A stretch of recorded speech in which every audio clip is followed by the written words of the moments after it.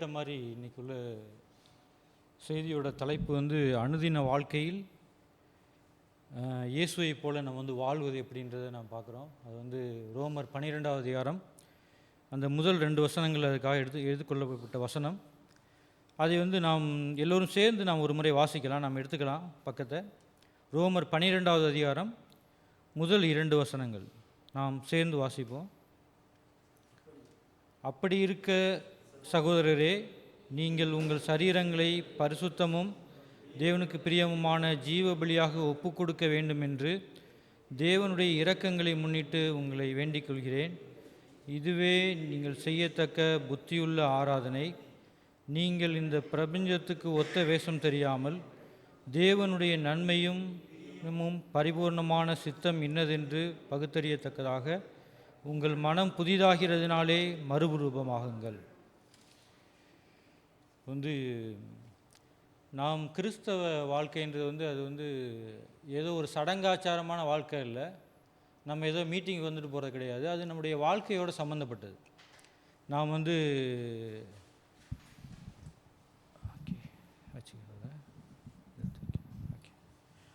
நம் வாழ்க்கையோடு சம்மந்தப்பட்டது. நாம் வந்து அது வாழ வேண்டிய ஒன்று.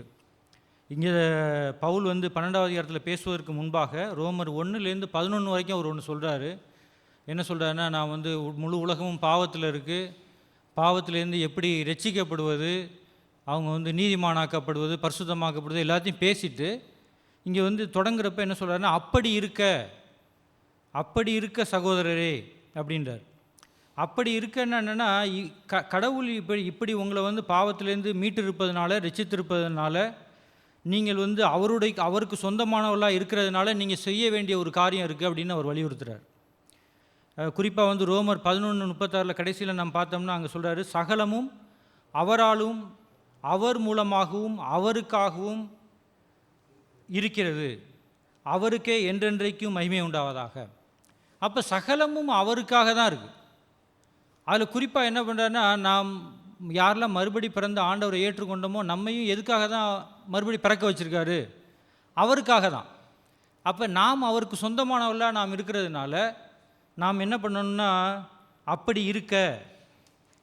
நாம் வந்து அப்படி இருக்க சகோதரரே அப்படின்றார். அப்போ நாம் அவருக்கு சொந்தமானவர்கள். அவர் சொந்தமானவர்களாக இருக்கிறதுனால அவர் ஏதோ ஒன்று உரிமை கோர ஒன்றை செய்யும்படி கேட்க வந்து அவருக்கு உரிமை இருக்குது. ஏன்னா நாம் அவருக்கு சொந்தமானவர்கள். அவரால் நாம் கிரயத்துக்கு வாங்கப்பட்டவர்கள், விலை கொடுத்து வாங்கப்பட்டவர்கள். ஒரு நிஜமாக நடந்த ஒரு சம்பவம் இருக்குது. அங்கே வந்து அந்த காலத்தில் அடிமை வியாபாரம் இருந்துச்சு. ஆப்பிரிக்காவிலேருந்து கூட்டமாக அடிமைகளை மிருகங்கள் போல் அடைச்சி கொண்டு போய் அமெரிக்காவில் போய் விற்பாங்க. அங்கே அடைச்சி கொண்டு போகிறப்ப இறக்குறப்பே நிறைய பேர் இறந்துருவாங்க. அங்கே வந்து ஒரு சில அடிமைகளை கொண்டு போகிறப்ப அங்கே வந்து விலைக்கு ஏலத்தில் எடுக்கிறாங்க. ஒரு பெண்ணை ஏலம் கேட்குறதுக்காக ஒருத்தன் நின்றுட்டுருக்கான். அப்போ வந்து அவன் வந்து ஏலத்துக்கு எடுத்தான்னா அவன் வந்து ரொம்ப மோசமான ஆளுன்னு எல்லாம் பயப்படுறாங்க, நடுங்கிக்கிட்டு இருக்கா அவள். அப்போ ஒரு நபர் வந்து அவள் என்ன ப்ரைஸோ அவளை ஏலத்துக்கு எடுத்தோன்னே அவள் கேட்குறா, என்ன பண்ணும் அப்படின்னு. இல்லை, உன் விருப்பம், நீ போன்றான். இல்லை, நீங்கள் என்னை காப்பாற்றிருக்கீங்க, அதனால் நான் வந்து உங்களுக்கு அடிமையாக வரேன்னு அவளே தன்னை ஒப்பு கொடுக்குறான். அதுபோல் தான் ஆண்டவர் நம்மை வந்து நாம் பாவத்துக்கு அடிமைகளாக இருந்தோம். நாம் உலகத்தில் இருந்தோம். நாம் தேவனை அறியாமல் இருந்தோம். அப்போ வந்து தேவன் என்ன பண்ணியிருக்காருன்னா, அவருடைய இரத்தத்தினால் நம்மை வந்து நீதிமானாக்கி நம்மை ரட்சித்து அவருடைய பிள்ளையாக வச்சுருக்கிறாரு. நாம் அப்படி இருக்கும்போது அடுத்து வந்து என்ன வார்த்தை இருக்குன்னா, சகோதரரே அப்படின்னா என்னென்னா, சகோதரர்னால் மறுபடி பிறந்தவர்கள் தான் சகோதரர்கள், எல்லாரும் கிடையாது. தேவன் எல்லார்ட்டையும் ஒன்று கேட்கல. அப்படி இருக்க சகோதரரே அப்படின்னா, யாரெல்லாம் வந்து தன்னுடைய ஆத்துமாவில் மறுபடி பிறந்திருக்கிறார்களோ, தங்கள் ஆத்துமாவை முதலாவது தேவனுக்கு அர்ப்பணித்திருக்கிறார்களோ, அவங்கள்ட்ட வந்து ஆண்டவர் வந்து ஒன்றை வந்து கேட்குறார். தேவனுக்கு வந்து தேவனுடைய வேலையை வந்து எல்லாரும் செய்ய முடியாது. மறுபடி பிறந்தவங்க மட்டும்தான் அதற்கு தகுதியானவர்கள். அதனால தான் வந்து அப்படி இருக்க சகோதரரே, தங்கள் ஆத்துமாவை அர்ப்பணித்தவர்கள் இடத்தில் தேவன் இன்னொரு கோரிக்கையை வந்து விடுக்கிறாரு. அது வந்து அடுத்தது அந்த வார்த்தை என்ன சொல்லுதுன்னா, நீங்கள் உங்கள் சரீரங்களை, யாரெல்லாம் மறுபடி பிறந்திருக்காங்களோ அவங்கள்ட்ட தேவன் ஒரு கோரிக்கை வைக்கிறாரு. நீங்கள் என்ன பண்ணுன்னா, உங்கள் சரீரங்களை, அப்போ நாம் தேவனால் மறுபடி பிறந்திருக்கோம், நம்முடைய ஆத்துமா அவருக்கு சொந்தமானது. அது மட்டும் பத்தாது, நம்ம என்ன பண்ணணும்னா நம்முடைய சரீரங்களும் அவருக்கு வந்து தேவை. நாம் சரீரமும் தேவனுக்காக நாம் அர்ப்பணிக்கணும்.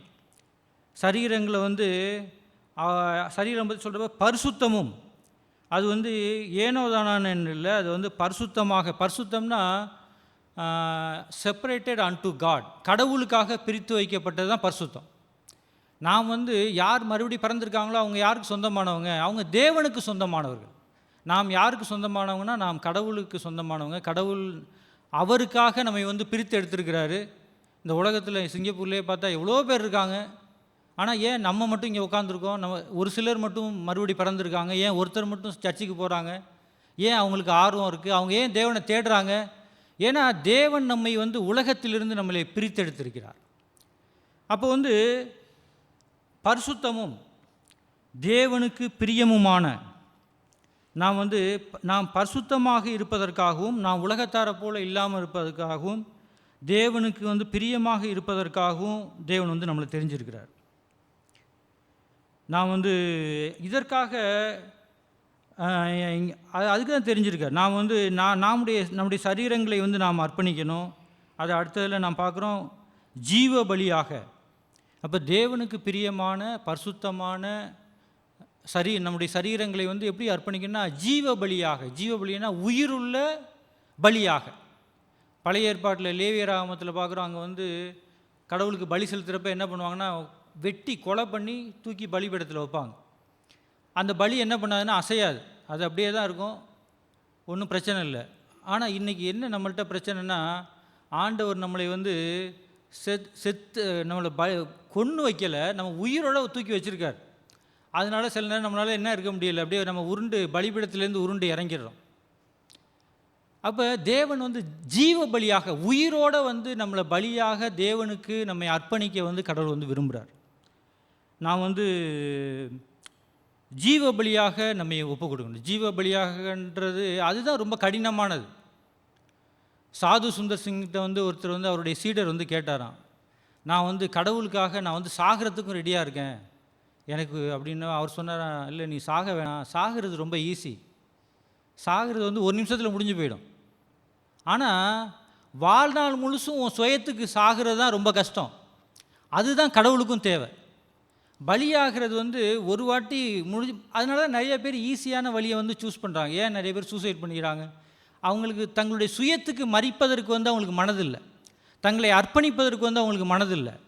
அந்த பிரச்சனையை வந்து கடவுளுடைய கிருபையினால், கடவுளை சார்ந்து கொண்டு கடவுளுடைய பலத்தினால் அதை வந்து தாங்கிக்கிட்டு முன்னாடி போகிறதுக்கு வந்து அவங்களுக்கு என்ன இல்லைன்னா பலம் இல்லை. ஆனால் ஈஸியாக அவங்க வந்து தங்கள் வாழ்க்கையை முடித்து கொள்வதற்கு அவங்களுக்கு பலம் இருக்குது. இது எதை காமிக்குதுன்னா, நான் வந்து இரத்த சாட்சியாக கூட மறிப்பது வந்து எளிது. சாது சுந்தர் சிங் அப்படி தான் சொல்கிறார் சீடர்கிட்ட, நீ வந்து இரத்த சாட்சியாக மறிக்கிறது கூட ஈஸி, ஏன்னா அது ஒரு நிமிஷத்தில் 2 நிமிஷத்தில் முடிஞ்சு போயிடும்.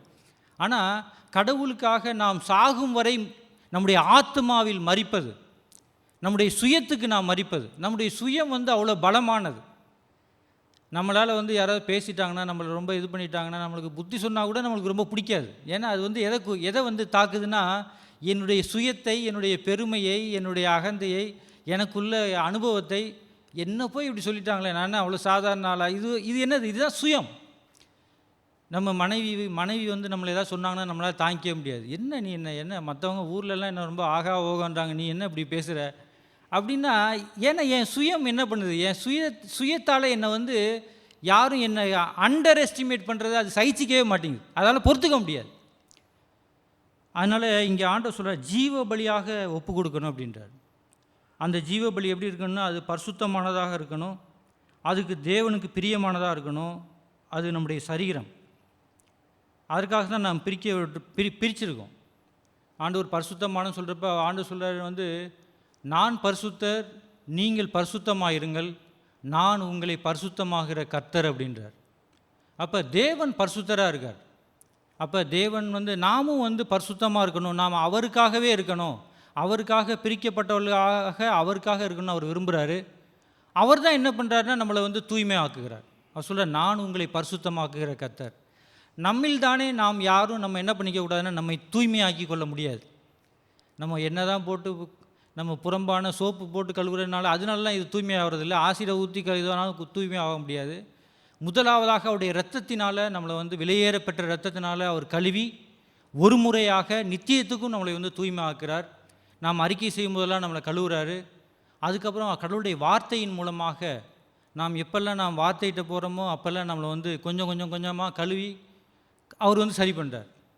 அதனால் நாம் தூய்மையான பலியாக, பரிசுத்தமான பலியாக நம்முடைய சரீரங்களை நாம் அர்ப்பணிக்கணும். சரீரங்கள் எதுக்கு தேவைன்னா கடவுளுடைய சேவைக்காக சரீரம் வந்து தேவை. நான் வந்து இந்த உடம்பு வச்சு கடவுளுடைய சேவை, இப்போ நான் பேசுகிறேன், என் வாய் இருக்கிறதுனால தான் பேசுகிறேன். அப்போ வந்து நம்ம வந்து நிறையா சேவை செய்கிறோம், உணவு பரிமாற சேவை இருக்குது. அப்போ வந்து அவங்க கையினால் செய்கிறாங்க. பாடல் பாடினாங்க சகோதரர்கள், அவங்க வந்து அவங்க வாயை தங்கள் தேவனுக்கு வந்து அர்ப்பணிச்சிருக்காங்க. இவ்வாறு வந்து இங்கே நாம் பார்க்குறோம், ஜீவ பலியாக இருக்கணுன்றிருக்கு, ஜீவ பலியாக ஒப்பு கொடுக்க வேண்டும் என்று. அப்போ ஜீவ பலியாக நம் சரீரங்களை நாம் என்ன பண்ணணும்னா தேவனுக்கு ஒப்பு கொடுக்க வேண்டும். ஆங்கிலத்தில் ஒரு பாடல் இருக்குது, all to Jesus I surrender. யாவையும் எல்லாவற்றையும் வந்து தேவனுக்கு நாம் அர்ப்பணிக்க வேண்டும். ஏன்னா நாம் இன்னொரு பாடல் கூட இருக்குது, நீ உனக்கு சொந்தம் அல்லவே மீட்கப்பட்ட பாவி. நாம் எல்லோருமே மீட்கப்பட்ட பாவிகள். நாம் வந்து வெறுமனே பாவி கிடையாது. நாம் நம்முடைய பாவத்தை அறிக்கை செய்ததுக்கு மூலமாக நாம் வந்து மீட்கப்பட்ட பாவி. அப்போ வந்து நீ உனக்கு சொந்தம் அல்லவேன்னு ஒரு பாட்டுக்கு, நாம் வந்து நமக்கு சொந்தமானவர்கள் அல்ல, நாம் தேவனுக்கு சொந்தமானவர்கள். அதற்காக நாம் அவருக்கு சொந்தமானவர்களாக இருப்பதனால நாம் நம்மை வந்து தேவனுக்கு வந்து அர்ப்பணிக்க வேண்டும். நாம் நம்முடைய வெறுமனே ஆத்துமாவை மட்டும் அர்ப்பணித்து விட்டு நம் சரீரத்தை என்னுடைய சுய இச்சையின்படி நான் வாழ முடியாது. நிறைய பேர் மறுபடியும் நாம் பிறந்திருப்போம், ஆனால் வந்து நாம் தேவனுக்காக நாம் வாழ மாட்டோம். நம்முடைய குரலையோ நம்முடைய பலத்தையோ நாம் தேவனுக்காக செலவு பண்ண மாட்டோம். ஆனால் தேவன் என்ன விரும்புகிறாருன்னா வெறுமனே நம்ம ஆத்துமாவை அர்ப்பணிப்பது மட்டும் அவருக்கு பத்தாது. நம்மளுடைய ஒரு வசனம் இருக்குல்ல, ஆண்டவர் சொல்கிறார், முழு பலத்தோடும் முழு ஆத்துமாவோடும் முழு இருதயத்தோடும் நீ அன்பு உருவாயாக. பலம்னா எதை குறிக்குதுன்னா என்னுடைய உடலை கொண்டு, என் உடலுடைய அவயவங்கள் எல்லாமே எதுக்காக பயன்படணும்னா அது தேவனுக்காக மட்டும்தான். அதுக்காக தான் ஒப்பு கொடுக்க வேண்டும் என்று அப்படின்றார். நான் வந்து கர்த்தருக்கு அது வந்து சரண்டர் பண்ணணும். ஒரு சகோதரர்கிட்ட பேசிகிட்டு இருந்தேன். அவர் வந்து ரொம்ப நாளாக சிங்கப்பூரில் பொண்ணு பார்த்துட்டே இருந்தார். அவர் போய் சர்ச்சில் உள்ள பொண்ணு தான் போய் பார்க்குறப்ப, சில பொண்ணு போய் கேட்குறப்ப அந்த பொண்ணு சொல்லுமா, நான் பஃப்புக்கும் போவேன், அந்த பொண்ணு பியானோவும் வாசிக்குமா நல்லா சர்ச்சில், அது பியானோவும் வாசிக்குமா, பஃப்புக்கும் போவேன்னு சொல்லுமா. அப்போ என்ன பிரதர் அது என்ன பஃப், இதுக்கு இப்போ கிளப்பிங்க்கும் போவேன், நான் வந்து பியானோவும் வாசிப்பேன், என்ன இது, இப்படி நம்ம இருக்க முடியாது. நாம் தேவனுக்கு அர்ப்பணித்தோமான்றால் நமக்கு வந்து ஒரு வாழ்க்கை தான் இருக்குது. நான் வந்து இங்கே பியானோ வாசிக்கணும்னா நான் வீட்லேயும் பியானோ தான் வாசிப்பேன். நான் கிளப்பிங் போக முடியாது.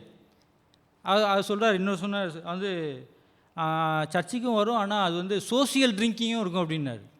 இது என்னது? அப்படி கிடையாது. நாம் தேவனுக்கு அர்ப்பணித்தோமே என்றால் அது வந்து முழுமையானது. அது ஏதோ ஒரு இடத்துக்கு தகுந்த மாதிரி நான் வேஷம் போடுறதில்ல. இங்கே எனக்கு ஒரு வாழ்க்கை, எனக்கு இதை விட்டு வெளியில் எனக்கு ஒரு வாழ்க்கை கிடையாது. அது ஒரே வாழ்க்கை தான் இருக்குது. அது என் சரீரத்தினாலும் தேவனை மகிமைப்படுத்துகிற வாழ்க்கை. இங்கே வந்து ஒப்பு கொடுக்க வேண்டும் என்று நான் சொல்லிவிட்டு அடுத்து என்ன சொல்கிறாருன்னா, இதை ஏன் சொல்கிறேன்னா தேவனுடைய இரக்கங்களை முன்னிட்டு. அப்போ தேவனுடைய இரக்கங்களை முன்னிட்டுனா இதை எல்லார்ட்டையும் சொல்லலை, தேவனுடைய இரக்கத்தை பெற்றவர்கள்ட்ட. நாம் தேவனுடைய கிருபையை பெற்றவர்கள், தேவனுடைய கிருபையினால் நாம் ரட்சிக்கப்பட்டவங்க, அவங்கள்ட்ட தான் கேட்குறார். அதை வந்து எதிர்பார்க்குறார். ஆண்டவர் அதை எதிர்பார்க்குறார். ஆண்டவர் இயேசு கிறிஸ்துட்ட இருந்தப்போ 10 குஷ்டரோகி வந்தான், 10 பேரையுமே சுகமாக்குனார். ஆனால் கொஞ்ச நேரத்தில் கழித்து எல்லாம் சரியானோன்னே ஒருத்தன் மட்டும்தான் வந்தான். ஆண்டவர்கிட்ட கேட்டார், பாக்கி 9 பேர் எங்கே அப்படின்னார். அப்போ தேவன் எதை எதிர்பார்க்குறாருன்னா, நாம் அவருடைய இரத்தத்தினால நாம் விலைக்கு வாங்கப்பட்டிருக்கோம். நாம் வந்து தேவன்கிட்ட நாம் நன்றியுள்ளவர்களாக இருக்கணும், தேவனுக்காக நாம் வாழணும் அப்படின்னு அவர் வந்து எதிர்பார்க்கிறவராக இருக்கார். இங்கே வந்து தேவனுடைய இரக்கங்களை முன்னிட்டு அங்கே சொல்கிறாரு, உங்களை வேண்டிக் கொள்கிறேன். இங்கே பவுல் வந்து உங்கள்கிட்ட நான் கெஞ்சி கேட்குறேன்பா, ஏன்னா நீங்கள் தேவனுடைய இரக்கத்தை நீங்கள் பெற்றிருக்கீங்க. அவர் தாழ்மையாக பொறுமையாக அவங்க வந்து இரக்கமாக அவங்கள்ட்ட வந்து கேட்குறார். ஏன் வந்து அவர் கெஞ்சி கேட்குறாருன்னா, நாம் என்ன பண்ணுறதில்லைன்னா, நம்முடைய சரீரங்களை தேவனுக்கு அர்ப்பணிப்பதில்லை. நான் வந்து நன்றி உள்ளவர்களாக இருக்கிறதில்ல. அதனால் வந்து அங்கே வந்து அவர் கேட்குறார், நீங்கள் வந்து நான் உங்கள்கிட்ட கெஞ்சி கேட்குறேன், தேவனுடைய இரக்கத்தை நீங்கள் பெற்றிருக்கீங்க, அதனால் நீங்கள் என்ன பண்ணுங்கன்னா, உங்களுடைய சரீரங்களை ஜீவ பலியாக நீங்கள் வந்து அர்ப்பணிங்க, கொடுங்க. ஏன்னா நான் வந்து இடுக்கமான வாசலில் நுழைஞ்சா மட்டும் பார்த்தாது, அந்த நெருக்கமான வழியில் தொடர்ந்து நாம் போகணும்.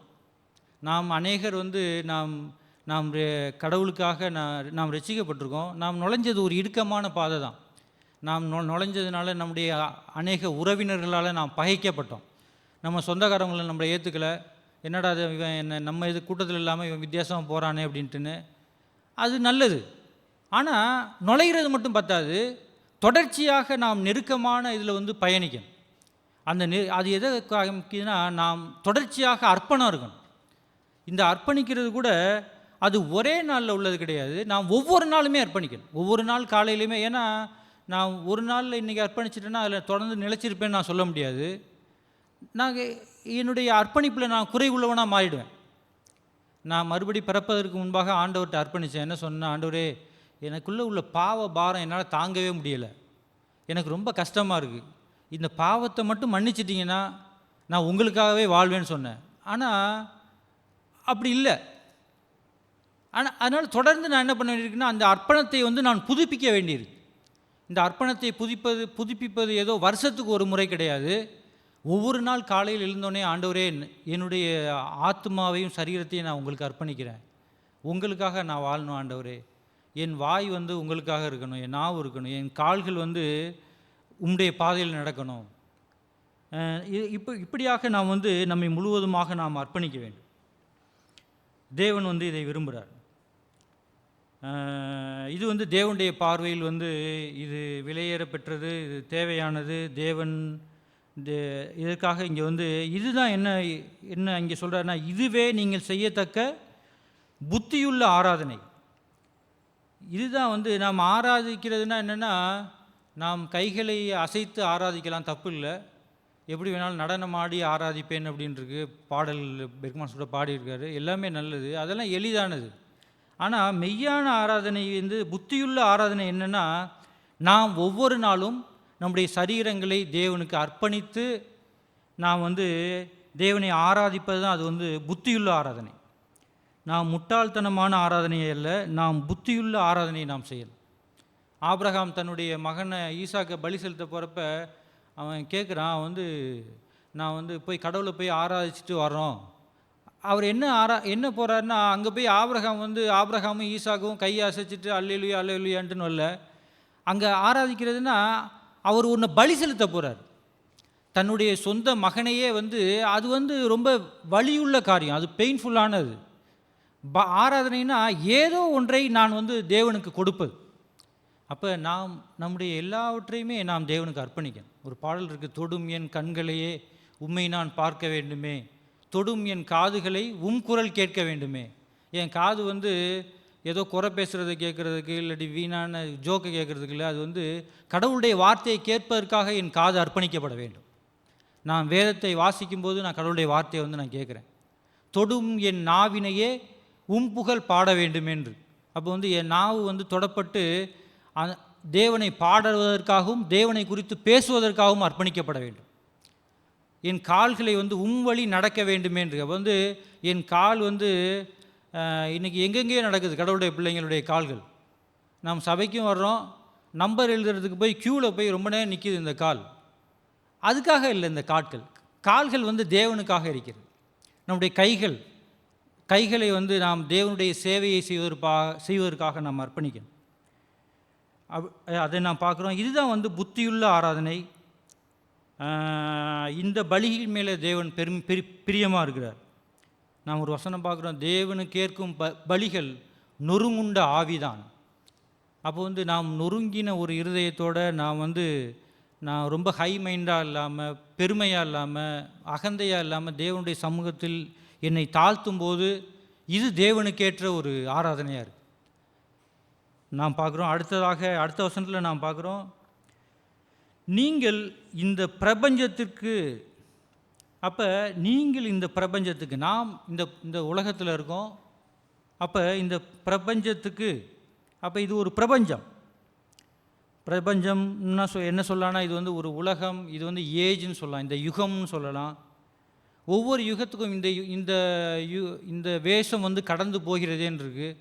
அப்போ நாம் இந்த உலகத்திலேருந்து நாம் தேவனால் அழைக்கப்பட்டவர்கள். யோவான் 14:17 பார்க்கும்போது, நீங்கள் வந்து you are called from this world but not belongs to this world. நீங்கள் இந்த உலகத்திலிருந்து அழைக்கப்பட்டீர்கள், ஆனால் நீங்கள் இந்த உலகத்துக்கு சொந்தமானவர்கள் அல்ல. அப்படின்னா நாம் இந்த உலகத்திலேருந்து தான் தேவன் நம்மளை அழைச்சார். ஆனால் இன்னொன்று என்ன சொல்கிறேன்னா, நீங்கள் உலகத்துக்கு சொந்தமானவங்க இல்லை அப்படின்றார். நாம் சொந்தம் இல்லாத இடத்துல ஒரு இடத்துல நாம் இருக்கோம். இது வந்து ஒரு பயணத்துக்குரிய பாதையில் இருக்கிறோம். நாம் பரதேசிகளாக இருக்கிறோம். எப்படி இஸ்ரேல் மக்கள் வந்து எகிப்திலேருந்து விடுதலையாக்கப்பட்டாங்களோ உடனே அவங்க கானானுக்குள்ளே நுழையலை. அவங்க வந்து 40 வருஷம் வனாந்தரத்தில் தான் அலைஞ்சிக்கிட்டே இருந்தாங்க. அது வந்து ஒரு ட்ராவலிங், போகிற பாதை தான். அதே போல் இது வந்து நாம் செட்டில் ஆகக்கூடிய இடம் கிடையாது. இந்த உலகம் வந்து இது வந்து இந்த பிரபஞ்சம், இது வந்து நாம் செட்டில் ஆகிற இடம் கிடையாது. இதுக்கு சொல்கிறாரு, இந்த பிரபஞ்சத்துக்கு அடுத்த வார்த்தை சொல்கிறாரு, ஒத்த வேஷம் தெரியாமல். இந்த பிரபஞ்சத்துக்குன்னு ஒரு வேஷம் இருக்குது. இந்த பிரபஞ்சத்துடைய வேஷத்தின்படி நடக்கிற மனிதர்கள் இருக்காங்க. இந்த பிரபஞ்சத்துக்கு ஏற்ற உலக வாழ்க்கையை வாழ்கிற மனிதர்கள் இருக்காங்க. ஆனால் நாம் என்ன பண்ண முடியாதுன்னா, நாம் இதற்கு சொந்தமானவர்கள் இல்லாததுனால நம்முடைய உலகம் வேறு. நாம் இந்த பூமியில் வாழ்கிறப்ப நாம் ஒரு பரதேசியாக தான் வாழ முடியும். நாம் இந்த உலகத்தில் வாழ்ந்தாலும் இந்த உலகத்துக்கு சொந்தமானவர்கள் அல்லாதது போல் ஒரு வாழ்க்கையை நாம் வாழ தேவன் விரும்புகிறார். அதனால தான் ஒத்த வேஷம் தெரியாமல் இருக்குது. நான் வந்து நாட் கன்ஃபார்ம்டு. இதே போல் இந்த உலகம் வந்து நமக்கு ஒரு கம்ஃபர்டபுளான பிளேஸ் கிடையாது, வாழ்கிறதுக்கு கிடையாது. நாம் உலகத்தாரை போல் ஆடை அணிய முடியாது, மேக்கப் போட முடியாது. நாம் வந்து நிறைய காரியங்கள் உலகத்தை பார்த்து நாம் எதையும் செய்ய முடியாது. இன்றைக்கி நம்ம வெளில போகிறோம், சில நேரம் வந்து ட்ராவல் பண்ணுறது ரொம்ப இதாக இருக்குது. அங்கே வந்து ஒரு தேவனுக்கு ஏற்ற மாதிரி இந்த உலகம் வந்து இல்லை, பாவத்தினால் நிறைஞ்சிருக்கு. ஆனால் அதே போல் நாம் வந்து இந்த உலகத்துக்கு ஒத்த வேஷம் நாம் தரிக்க முடியாது. உலகத்துக்கு ஒரு எதிர்மாறான ஒரு வாழ்க்கையை தான் நாம் வாழ முடியும். ஏன்னா இது வந்து இடுக்கமான வழி, தேவனால் தெரிந்து கொள்ளப்பட்டவர்களும் சிலர் தான். இந்த வழியில் வந்து நாம் வெகு சிலராக தான் நாம் பயணிக்க முடியும். நாம் வந்து இது அநேகர் கிடையாது. அதனால் ஒத்த வேஷம் தெரியாமல் நாம் இந்த உலகத்தை போல் நாம் வேஷம் போட முடியாது. நம்முடைய உடைகள் எல்லாவற்றிலையுமே நாம் ஒரு வித்தியாசத்தை காமிக்க முடியும். இந்த உலகத்துக்கு வந்து ஒரு சாட்சியாக இருக்கும். நாம் வெளிலெல்லாம் பார்க்குறப்ப சில நேரம் போனால் பெண்கள் சகோதரிகள் வந்து அவங்க வந்து ஆடை அணிஞ்சிருக்காங்களான்னு தெரியலை. நம்ம வந்து நம்ம வந்து பாவம் செஞ்சிடக்கூடாது. யோபு சொல்கிறார், நான் கண்களோடு உடன்படிக்கை பண்ணேன், நான் எப்படி ஒரு பெண்ணை நோக்குவேன் அப்படின்னு சொல்கிறாரு. அப்போ நமக்கும் சோதனை இருக்குது. அப்போ நான் வந்து இல்லை பார்க்க வேணான்னு இப்படி குனிஞ்சோம்னா கீழேயும் பார்த்தா ஒன்றும் ட்ரெஸ் இல்லை. நம்ம வந்து அதிகமாக ஏன்னா நாம் பாவ மாம்சத்தில் தான் வாழ்கிறோம். நமக்கு இந்த உலகத்தில் போராட்டம் இருக்குது. அப்போ அது உலகத்தில் எப்படி வேணாலும் இருக்கலாம். ஆனால் சபைக்கு வரும்போது சபையில் உள்ள சகோதரிகள் அவள் வந்து உலகத்தை பின்பற்றக்கூடாது. அவள் வந்து ஒரு கண்ணியமான உடை உடுத்தியிருக்கணும். நம்ம போடுற எல்லாமே சரி, நம்ம நடந்துக்கிற விதத்தை வைத்து அங்கே இருக்கிற வாலிபர்களும் சின்ன பிள்ளைங்களும் ஏதோ ஒன்று கற்றுக்குறாங்க. அவங்களுக்கு நீங்கள் சொல்லாமலே அவங்க ஒரு பாடத்தை கற்றுக்குறாங்க. இப்படி இவங்க ட்ரெஸ் பண்ணுறாங்க, இப்படி பண்ணுறாங்க, இது மூலம் நம்மளை பண்ணலாம் போல். நான் வந்து அவங்களுக்கு ஒரு நேர்த்தியான மாதிரியை நாம் காட்ட வேண்டும். நான் இப்போ பேசுகிறது எல்லாம் எதை பற்றி பேசலைன்னா, நான் உலகத்தில் உள்ள மக்களை பற்றி பேசலை.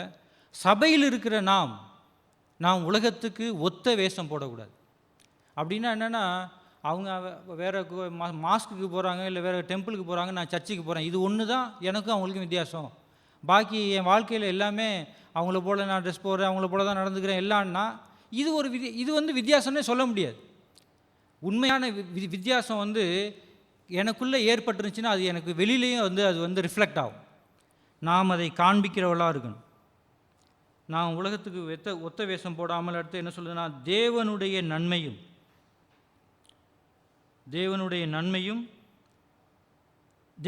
தேவனுடைய பார்வையில் எது வந்து கடவுளுடைய பார்வையில் நன்மையோ அதை வந்து நாம் தெரிந்து கொள்ளணும். ஒரு நீதிமொழியில் ஒரு வருஷம் சொல்லுது, மனிதனுடைய பார்வைக்கு வந்து எல்லாமே நலமாக தான் தோணும், ஆனால் அதோடைய முடிவு வந்து மரணம். நம்ம பார்வையில் வந்து சில காரியம் சரியாக தோணும், ஆனால் வந்து அதோட முடிவு எங்கே தான் கொண்டு போகணுன்னா அது வந்து மரணத்துக்குள்ளே தான் கொண்டு போகும். அதனால் நாம் எதை பார்க்கணுன்னா, என்னுடைய பார்வையில் எது சரியாக இருக்குன்னு பார்க்கக்கூடாது. தேவனுடைய பார்வையில், ஆண்டவரே உமது பார்வையில் இது சரியா, உமது பார்வையில் நீர் இதை எப்படி பார்க்குறீங்க ஆண்டவரே, உமது பார்வையில் இதை நீங்கள் வந்து அங்கீகரிக்கிறீங்களா, உமது பார்வையில் நீங்கள் ஏற்றுக்கொள்கிறீங்களா, இதுதான் வந்து நம்முடைய கரிசனையாக இருக்கணும். ஆண்டவர் இதை குறித்து அவர் என்ன நினைக்கிறார். அப்போ தேவனுடைய நன்மை, அவருடைய அடுத்து வந்து தேவனுடைய பிரியம், ஆங்கிலத்தில் எப்படின்னா அக்செப்டபுள். தேவனால் இந்த காரியத்தை தேவன் அங்கீகரிப்பாரா, இது வந்து தேவனுக்கு பிரியமாக இருக்குமா, இதை வந்து தேவன் ஏற்றுக்கொள்வாரா. அக்செப்டபுள். அடுத்து வந்து பரிபூர்ணமான சித்தம், இது வந்து தேவனுடைய பர்ஃபெக்ட் வில்லா. இது வந்து தேவன் வந்து ஆண்டவர் ஜெபிக்க கற்றுக் கொடுக்குறப்ப சொல்கிறார்ல, பரலோகத்தில் உடைய சித்தம் செய்யப்படுவது போல பூலோகத்திலும் செய்யப்படுவதாக. அப்போ வந்து ஆண்டவரே நீங்கள் நினைக்கிற மாதிரி தான் நான் நடந்துக்கிறேன்னா, காலையில் எந்திரிக்கிறதுலேருந்து நீங்கள் என்ன விரும்புகிறீங்களோ அது போல் நான் செலவு பண்ணியிருக்கேனா, நீங்கள் விரும்புகிற மாதிரி ஆடை அணிஞ்சிருக்கேனா, நான் விரும்புகிற மாதிரி பேசியிருக்கேனா, விரும்புகிற இடத்துக்கு போயிருக்கேனா, இது வந்து உங்களுடைய பரிபூர்ண சித்தத்தை நான் செய்திருக்கிறேன்னா, பரிபூர்ண சித்தத்திற்காக ஜீவ பலியாக என்னை ஒப்பு கொடுத்துருக்கேனா, நான் வேஷம் போடாமல் இருக்கேனா, இந்த உலகத்துக்கு ஒத்த வேஷம் தரிக்காமல் இருக்கிறேன் என்று நம்மை நாம் கேட்டு பார்க்கணும். பைபிள் சொல்லுது, நம்மை நாம் சோதித்தறிந்தால் நாம் தேவனால் நாம் நியாயந்திருக்கப்படும் இருக்கு. தேவன் நமக்குள்ளே இருக்கார், தேவன் நம்மளோட பேசுகிறவராக இருக்கார், தேவன் நாம் பேசுவதற்கு நாம் கீழ்ப்படிகளவாக இருக்கணும். அங்கே வந்து பரிபூர்ணமான சித்தம் இன்னதென்று என்று நாம் பகுத்தறியணும் அப்படின்னு சொல்லுது. நாம் பகுத்தறியத்தக்கதாக நாம் தேவனுடைய பரிபூர்ண சித்தம் என்னன்னு நம்மளால் கண்டறிய முடியும். அது வந்து ரொம்ப கடினமானது இல்லை. ஏன்னா நாம் தேவனுடைய பிள்ளைகள், தேவனால் மறுபடி பிறந்தவர்கள், தேவனுடைய ஆவியானவர் நமக்குள்ளே இருக்கிறார். நாம் எந்த வார்த்தையை கேட்டாலும் அதை குருட்டுத்தனமாக பின்பற்ற தேவையில்லை. நாம் அந்த வார்த்தையை வந்து ஆண்டவரே இது சரிதானான்னு நாம் கேட்குறப்ப ஆண்டு சொல்லுவார் ஆமாம், இல்லைன்னு சொல்லுவார். ஆமாம் இது சரிதான், இது நீ கேளு, இல்லை இது சரியில்லை நீ விட்டுரு. ஏன்னா உங்களுக்குள் இருக்கிறவர் உலகத்தில் இருக்கிறவரோட பெரியவர், வேறு யாரும் பெரியவர் கிடையாது. உங்களுக்குள்ளே இருக்கிற ஆவியானவர் தான் இந்த உலகத்தில் இருக்கிற எல்லாரோட பெரியவர். நாம் யாரையும் குருட்டுத்தனமாக பின்பற்ற விரும்பலை. அவர் வந்து பகுத்தறியும்படி அவரை கேட்குறார். நீங்கள் வந்து பகுத்தறியத்தக்கதாக நாம் பகுத்தறியணும்.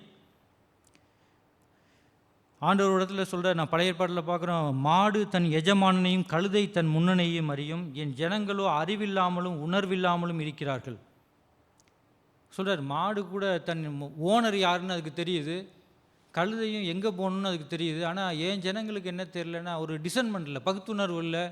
அவங்க என்ன அறியாமல் இருக்காங்க, என்கிட்ட வராமல் இருக்காங்க, எனக்கு சொல்கிறது கேட்காமல் இருக்காங்க. அப்போ நாம் மிருகங்களை விட ஒரு மேலான நிலையில் நாம் ஆண்டவர் வச்சுருக்கார். எந்த மிருகத்துக்குள்ளேயும் ஆண்டவர் போல, ஆனால் நமக்குள்ளே ஆண்டவர் தங்கியிருக்கார்.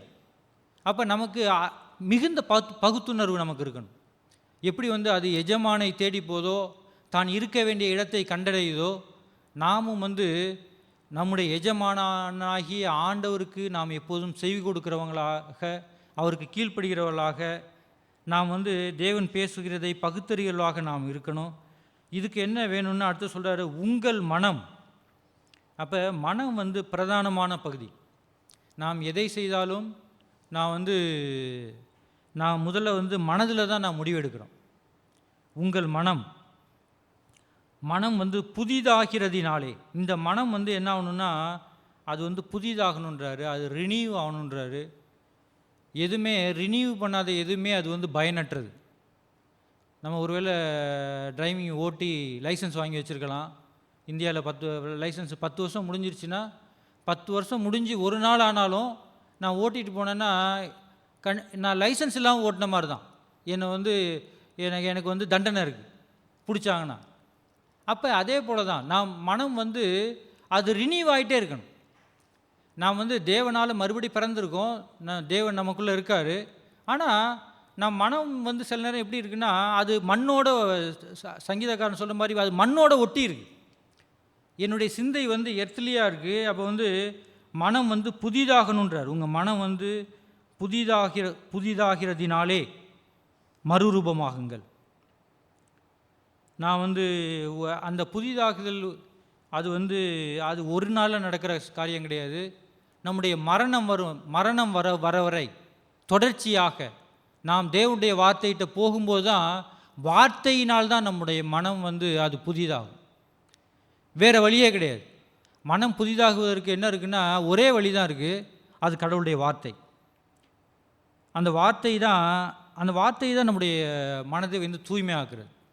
இன்னொரு வசனம் இருக்குது, சொல்லுது, அது வந்து உமக்கு விரோதமாய் பாவம் செய்யாதபடிக்கு உம்முடைய வார்த்தையை என் இருதயத்திலே வைத்து வைத்தேன். அப்போ எனக்கு பாவம்னா என்னான்னு தெரியணும், பாவத்தை குறித்து ஒரு உணர்வு இருக்கணும், பாவத்துக்கு நான் விலகி இருக்கணும், நான் தேவனை தேடுறவனாக இருக்கணும்னா தேவனுடைய வார்த்தை என் இருதயத்தில் இருக்கணும். அது வாரத்தில் ஒரு நாள் வந்து நம்ம இப்படி உட்காந்து கேட்டு போகிறதுனால எதுவுமே நடக்காது. நாம் தினந்தோறும் தேவனுடைய வார்த்தைகிட்ட போகணும். தினந்தோறும் கண்டிப்பாக ஒரு 5 வசனத்தையாவது படித்து நாம் அதை வந்து தியானித்து கடவுள்கிட்ட போகும்போது, கடவுள்கிட்ட ஒரு உறவு இருக்கும்போது தான் கடவுளுடைய பேசுதல் தொடர்ச்சியாக நம்மள்கிட்ட இருக்கும். அப்போ தான் ஒரு புதிதாகிற ஒரு வாழ்க்கை இருக்கும், ஒரு ரினியூவிங் லைஃப் இருக்கும். இதனால் தேவன் என்ன விரும்புகிறாருன்னா, இதன் மூலமாக நீங்கள் வந்து டிரான்ஸ்ஃபார்ம் ஆகுங்க, நீங்கள் வந்து மறுசாயல் ஆகுங்கள்ன்றார். நாம் ஒரு சாயலில் வீழ்ந்து போன ஆதாமுடைய சாயலில் படைக்கப்பட்டிருக்கிறோம். தேவன் நம்மை வந்து மறுபடி பிறக்க வைத்திருக்கிறார். தேவன் நம்மளை மறுபடி பிறக்க வச்சு ஆண்டவர் என்ன விரும்புகிறாருன்னா, இந்த உலகத்தை போல் நாம் வாழாமல், இந்த உலகத்தில் நாம் வாழ்ந்தாலும் இந்த உலகத்தை போல் நம்ம வாழாமல், இந்த உலகத்துக்கு நாம் ஒளியாகவும் வெளிச்சமாக வாழும்படி, ஒரு வித்தியாசமாக வாழும்படி நாம் வந்து நம் மனதில் ஒரு புதிதாக தேவன் வந்து விரும்புகிறார். இதை வந்து இதுக்காக நாம் நம்முடைய சரீரங்களை தேவன் அர்ப்பணிக்க விரும்புகிறார். அர்ப்பணிக்கும்படி அவர் கோருகிறார், அவர் கேட்கிறார். நாம் அதான் பார்க்குறோம். இங்கே வந்து நாம் தொடக்கத்திலேருந்து நாம் இதை சுருக்கமாக நாம் பார்க்கணுன்னா, அந்த செய்தியில் வந்து நாம் வந்து தேவன் நமக்காக செய்திருக்கிறாரு. நாம் வந்து நம்மை ரட்சித்து நம்மளை மறுபடி பிறக்க வச்சு அவருடைய பிள்ளைகளாக மாற்றியிருக்கிறார். இப்படி மாற்றியிருக்கிறதுனால நம்மள்ட்ட அவர் ஒன்று கேட்குறாரு. அது எதுனா, நம்முடைய சரீரங்களை அவருக்காக அர்ப்பணிக்கணும், நம்முடைய அவயவங்களை அர்ப்பணிக்கணும். வெறுமனே நாம் மறுபடியும் பிறந்திருக்கிறது மட்டும் கிடையாது, நம்முடைய சரீரங்களை ஜீவ பலியாக அர்ப்பணிக்கணும் நாம் கேட்டோம். ஜீவ பலியாக அர்ப்பணிக்கிறது வந்து நாம் சொன்ன மாதிரி ரொம்ப அது கடினமானது. அது ஒவ்வொரு நாளுமே சாகணும். நாம் எல்லோரும் நம்மளை சரியாக புரிஞ்சுக்குவாங்கன்னு நம்ம நினைக்க முடியாது. நாம் கடவுளுக்கு சில பிரியமானதை ஒன்று செய்கிறப்ப அது வேறு சிலருக்கு அது பிரியமற்றதாக இருக்க முடியும். உலகத்தில் உள்ள என் நண்பர்களுக்கோ உறவினர்களுக்கோ அது வந்து அது ஏற்றுக்கிற மாதிரி இருக்காது. நான் வந்து ஆனால் ஒருத்தர் தான் பிரியப்படுத்த முடியும். தேவனை பிரியப்படுத்தும் போது அங்கே நான் பலியாகிற மாதிரி இருக்கும். நான் சரீர மரணம் இல்லை, நான் வந்து ஒரு ஆத்மாவில் நான் ஒரு வலியை அனுபவிக்கிற மாதிரி இருக்கும். இப்படியாக நாம் தொடர்ச்சியாக அர்ப்பணித்து ஒரு வாழ்க்கை வாழணும். இந்த வாழ்க்கை வாழ்வதற்கு நாம் என்ன பண்ண முடியாதுன்னா, நாம் இந்த உலகத்துக்கு ஒத்த வேஷம் நாம் தரிக்கக்கூடாது.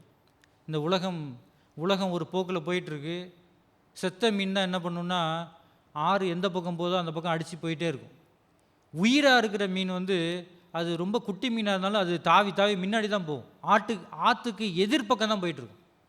இன்றைக்கும் நம்முடைய வாழ்க்கை இந்த பூமியில் எப்படி இருக்குன்னா, அது வந்து இந்த உலகத்தோடு போகிற வாழ்க்கை கிடையாது. நமக்கு இந்த பூமியில் வாழ்கிற வரைக்கும் ஒரு உண்மையான கிறிஸ்தவனுக்கு, தேவனுக்கு கீழ்ப்படிந்து ஜீவபலியாக அர்ப்பணித்து வாழ நினைக்கிற ஒரு மனிதனுக்கு மரணம் வரைக்கும் அவனுக்கு போராட்டமாக தான் இருக்கும். எனக்கு போராட்டமே இல்லை பிரதர், ரொம்ப ஈஸியான லைஃபாக இருக்குது எனக்கு. எல்லாருமே என் நண்பர்கள் எல்லாம் ஏற்றுக்கிறாங்க, எங்கே போனாலும் என்னை வெல்கம் பண்ணுறாங்கன்னா, நான் ஒழுங்காக இல்லைன்னு அர்த்தம். நான் எல்லாரோடையும் ஒத்து போயிடுறேன் அப்படின்னு அர்த்தம். நான் சர்ச்சுக்கு வந்தால் எல்லாருக்கும் சோத்திரம் சொல்லிவிட்டு அங்கே எங்கேயாவது பாருக்கு போனால் ஹலோ வாங்க ஃப்ரெண்டு அப்படின்ட்டு ஒவ்வொரு இடத்துக்கும் ஒரு வாழ்க்கை வாழ்ந்துட்டுருக்கேன்னு அர்த்தம். நாம் அப்படி வாழக்கூடாது. தேவன் நமக்கு உதவி செய்வாராக. இன்றைக்கு கேட்ட மாதிரி நான் தேவன் நம்மை மறுபடி பிறக்க வைத்திருக்கிறார். நம்மை ஜீவன் பலியாக தேவனுக்கு நம்மை ஒப்பு கொடுப்போம். நாம் உலகத்துக்கு ஒத்தம் வேஷம் தெரியாமல் நம் மனம் புதிதாகுவதற்கு தேவனுடைய வார்த்தையின் மூலமாக ஒவ்வொரு நாளும் கழுவப்படவும், தேவனுடைய வார்த்தையினால் நாம் புதிதாகவும், நம்ம எல்லோரும் தேவனுக்கு தொடர்ச்சியாக நம்மை அர்ப்பணிக்கவும் கடவுள் நம்மை பலப்படுத்துவாராக. ஆமேன்.